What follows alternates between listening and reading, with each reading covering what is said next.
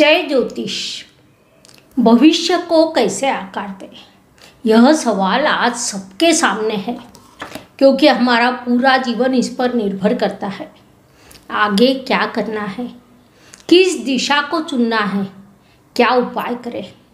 क्या इस संबंध में ज्योतिष आपकी मदद कर सकता है? इसका उत्तर हाँ, बेशक ज्योतिष शास्त्र आपकी मदद कर सकता है। इसी विषय पर आज मैं आपसे वार्तालाप करने वाली हूँ। आज के वीडियो को आप अंत तक जरूर देखें, क्योंकि इसे देखने के बाद आप अपने भविष्य को बेहतर तरीके से आकार देना सीख जाएंगे। एक दिशा को आप चुन सकोगे। क्या इसके लिए किसी बड़े दान की आवश्यकता है? बिल्कुल नहीं। क्या मैं आपसे कहूँगी कि बड़ा हवन करो, पूजा करो? बिल्कुल नहीं। या फिर रत्न धारण करें, मंत्रों का जाप करें, यह मैं आपसे कहूँगी? वो भी नहीं।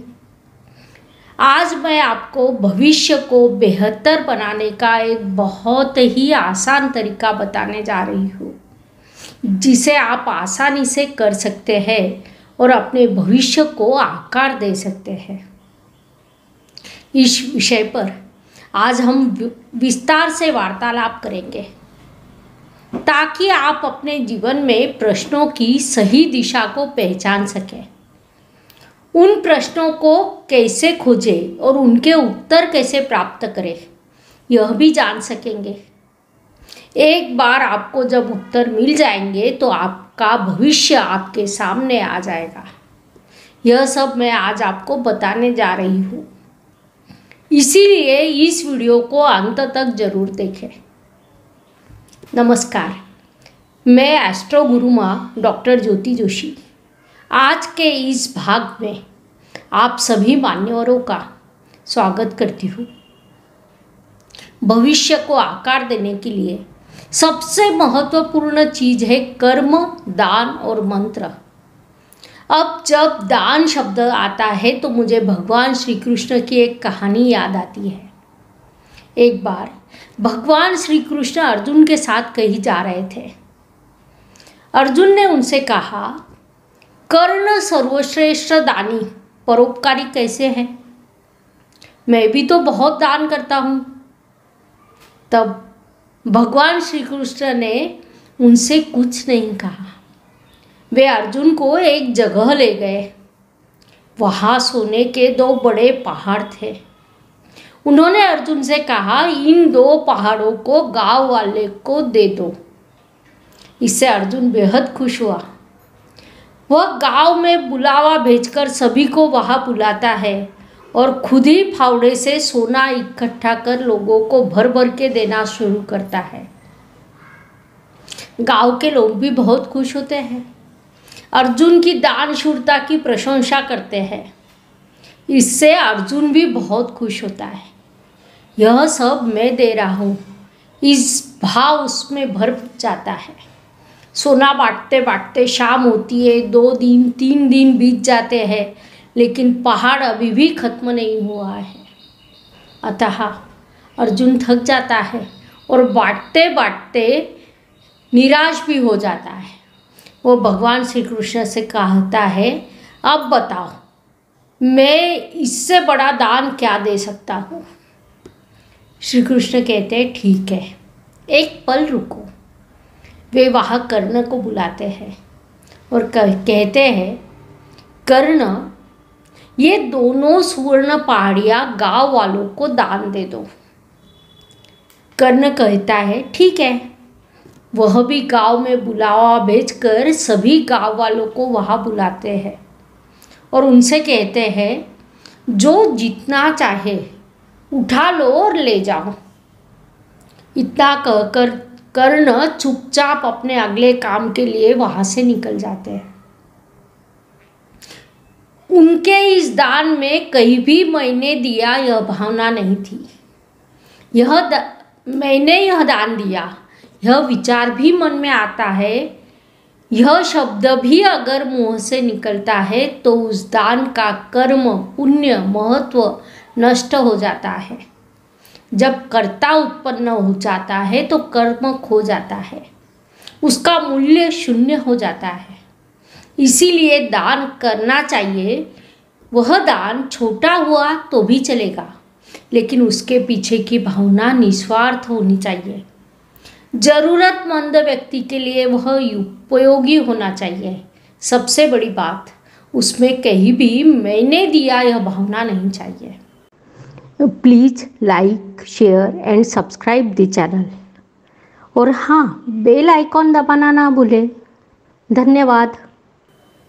एक और महत्वपूर्ण बात यह है कि यदि आप अपने भविष्य को आकार देना चाहते हैं तो कर्म करते रहना बहुत ज़रूरी है। कर्म करते समय कर्मण्येवाधिकारस्ते, इस बात को कभी नहीं भूलना चाहिए।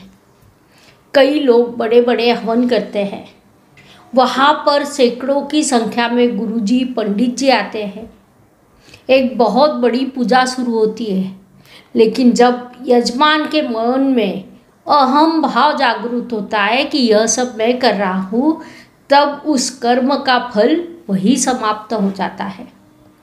बड़ी पूजा करने से भाग्य नहीं बदलता। फिर दूसरा उपाय बताया जाता है कि मंत्र का जाप करें। जब हम किसी जातक को बताते हैं कि मंत्र का जाप करो, तब वह हमें हाँ कहता है, घर जाता है और गुरुजी को आमंत्रित कर उन्हें कहता है आप मेरे लिए मंत्र का जाप करें, उससे मुझे फायदा होगा। क्या गुरुजी के मंत्र पठन से सच में उसे फायदा होगा? इससे कोई फर्क पड़ सकता है? इसका अर्थ यह है कि बीमार आप हो और दवा गुरुजी ले रहे हैं। इसीलिए कुछ मंत्रों का जाप खुद ही करना चाहिए। जाप कितना करना है यह भी आपको ही तय करना होगा। कम करो, ज़्यादा करो, लेकिन खुद करो। अगर अपना काम खुद करोगे तो निश्चित रूप से सफल होंगे। हम इस विषय के बारे में और भी जानेंगे, लेकिन उससे पहले महत्वपूर्ण बात है कि अगर आपने अभी तक हमारे एस्ट्रो गुरुमा डॉक्टर ज्योति जोशी इस YouTube चैनल को सब्सक्राइब नहीं किया है तो अभी ज़रूर करें, ताकि हम आप तक ज्योतिष की नवीनतम जानकारी पहुंचा सके। उसके लिए बेल आइकॉन दबाना ना भूलें। इसका मतलब है कि नया वीडियो अपलोड होने के बाद आपको तुरंत पता चल जाएगा। दान करने से भाग्य नहीं बदलता, यज्ञ करने से भाग्य नहीं बदलता, रत्न धारण करने से भी भाग्य नहीं बदलता। तो भाग्य कैसे बदलता है? आपके भाग्य में प्रश्न कहाँ है, उसे कैसे पहचाने और उसे कैसे बदले? मैं आपको बहुत ही सरल उपाय, एक सरल विधि बताने जा रही हूँ, जिसे करने के लिए आपको ज्योतिषी होने की आवश्यकता नहीं है। कोई पहचान सकता है कि अपने प्रश्न क्या है और उनके उत्तर समाधान हम कैसे खोज सकते हैं। अब मैं आपको आपके प्रत्येक प्रश्न और उन प्रश्नों के उत्तर खोजने का तरीका भी बताऊंगी। मान लो एक व्यक्ति लगातार नौकरी के लिए प्रयास कर रहा है, प्रतियोगिता परीक्षा के लिए बैठता है, कठिन परिश्रम करता है, लेकिन वह सफल नहीं होता। कड़ी मेहनत करने के बाद भी उसे पैसे नहीं मिलते। उसका अपने पिता से कभी जमता नहीं। पिता पुत्र कभी एक दूसरे से सीधी बात नहीं करते। अगर ऐसा है तो निश्चित रूप से आपकी पत्रिका में रवि ग्रह दूषित है। इसका उपाय क्या है? भविष्य को कैसे आकार दें? इसके लिए दूषित रवि को शुभ बनाना होगा। ऐसा करने के कई आसान तरीके हैं। इसमें से पहला उपाय है कि हर सुबह उगते हुए सूरज को नमन करें और उसे अर्घ्य दें। अपने पिता को प्रतिदिन नमस्कार करें। उनसे कम बात करना ठीक है, लेकिन कभी गलत शब्द का प्रयोग ना करें। अगर आज पिता को अपशब्द आपने बोले तो कल आपका बेटा आपसे उसी तरीके से बात करेगा। इसी तरह से आपका रवि और भी दूषित होता रहेगा। आप उम्मीद करते हो कि आपका रवि शुभ हो, वह ठीक तरीके से काम करे, शुभ फल दे, तो उसके लिए अपने पिता के साथ अच्छा व्यवहार करें, अपने दायित्व का निर्वहन करें, तब आपका रवि शुभ होगा और फल भी शुभ देगा। दूसरा ग्रह चंद्रमा है। आप लगातार असहज महसूस करते हैं, कहीं पर भी मन नहीं लगता, भावनात्मक रूप से अकेलापन महसूस होता हो, कोई भी काम शुरू करने से पहले ही ऐसा लगता है कि मुझे इसमें सफलता नहीं मिलेगी। कड़ी मेहनत करने के बाद भी आपके काम को प्रतिष्ठा नहीं मिलती है। अगर आपके साथ ऐसा हो रहा है तो आपकी पत्रिका में चंद्रमा की स्थिति खराब है। भाग्य को आकार कैसे दे, ये भी आसान है। रात को सोते समय ओम नमः शिवाय इस पंचाक्षरी मंत्र को 11 बार जाप करें। प्रतिदिन सुबह उठने के बाद माँ को प्रणाम करें। माँ से सदैव प्रेम पूर्वक बात करें। कभी भी बहस या गलत शब्द का प्रयोग न करें। ऐसा करने से आपका चंद्रमा अवश्य प्रसन्न रहेगा, शुभ होगा और शुभ परिणाम भी देगा। साथ ही कल आपकी बेटी के साथ आपके संबंध भी उतने ही मजबूत होंगे। तीसरा ग्रह मंगल है। मंगल पत्रिका में दूषित है, यह कैसे जाने? बहुत आसान है। आप अपने भाई बहनों आपके भाई बहनों के साथ जमती नहीं है। पड़ोसियों से हमेशा झगड़े होते रहते हैं। चलते चलते किसी से भी बहस हो जाती है। क्रोध से आपकी आवाज़ बढ़ जाती है और बाद में अक्सर आपको अपमानित होना पड़ता है। अगर आपके साथ ये सब हो रहा है तो निश्चित रूप से आपका मंगल खराब या दूषित है। उसे शुभ करने के कई आसान और सरल उपाय हैं। ओम सा सोमाय नमः या ओम अंगारकाय नमः, यह मंगल के मंत्र है। इसका जाप प्रतिदिन सुबह 11 बार करें। इसके अलावा अपने छोटे भाई बहनों के साथ अच्छा और प्रेम भरा व्यवहार करें। उनकी छोटी बड़ी गलतियों को नज़रअंदाज करें। जितना हो सके उनसे बहस न करें। इससे आपका मंगल शुभ होगा और शुभ परिणाम भी देगा। मंगल शुभ होने से आपका अगला जीवन भी सुखमय होगा। वैवाहिक सुख में कोई अलगाव नहीं होगा। भूमि या जमीन लाभकारी होगी, प्लॉट फायदेमंद रहेगा और आप कई सफलताएं हासिल करेंगे क्योंकि आपकी पत्रिका में मंगल शुभ है। इसके लिए कुछ खास करने की जरूरत नहीं। ओम अंगारकाय नमः मंगल के इस मंत्र को याद रखें, प्रतिदिन उसका जाप करें और अपने भाई बहनों के साथ अच्छा व्यवहार करें। आपका मंगल निश्चित रूप से बेहतर, शक्तिशाली और शुभ होगा। इसके बाद चौथा ग्रह बुध है। क्या आपकी पत्रिका में बुध ग्रह दूषित है? इसे कैसे पहचानें? इसके भी आसान तरीके हैं। आप बहुत जल्दी किसी भी बात को भूल जाते हैं।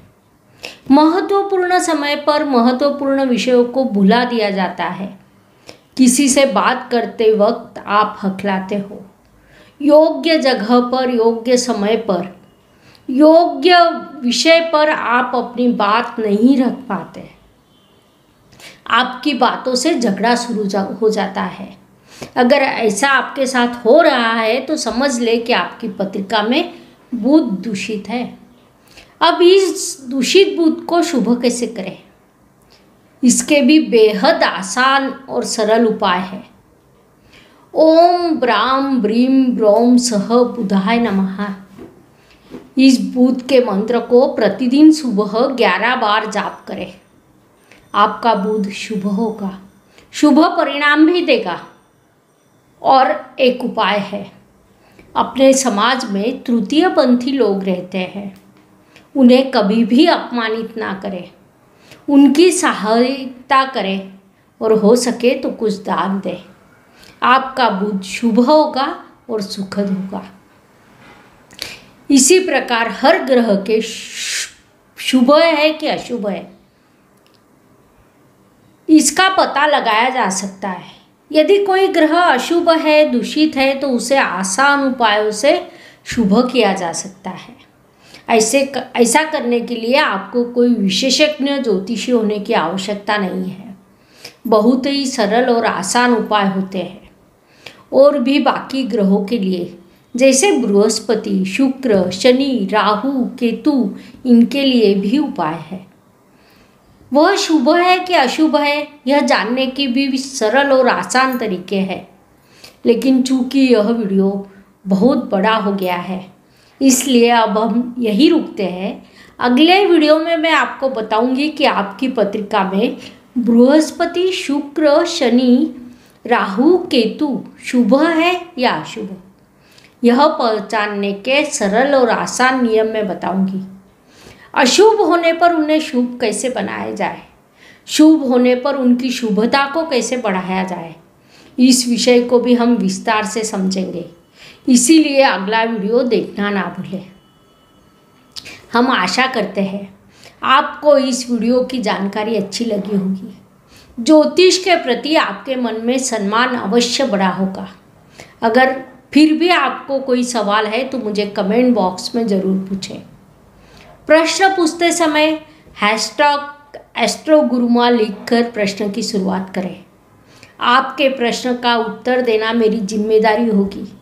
यदि प्रश्न बहुत ही महत्वपूर्ण है तो हम उस पर अगला वीडियो बनाने का भी प्रयास करेंगे।